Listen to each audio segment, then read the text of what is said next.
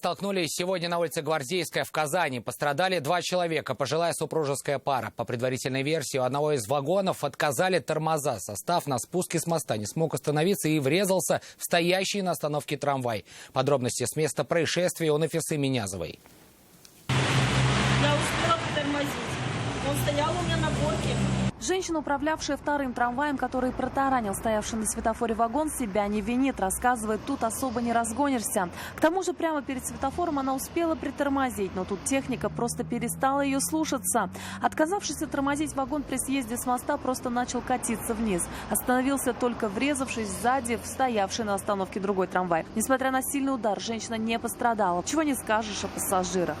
После удара вагона заднего им стало плохо, вызвали скорую. На место экстренно прибыли медики. Пожилая семейная пара сидела на заднем сиденье первого вагона. После удара они получили тяжелые травмы и госпитализировали в 7-ю городскую больницу. В больнице у 81-летнего мужчины и его 78-летней супруги диагностировали ушибы. Теперь специалистам предстоит установить, по какой причине вагон не остановился.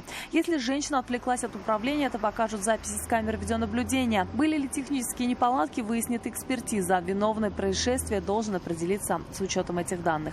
Нафиса Минязова, Константин Бушуев, вызов 112.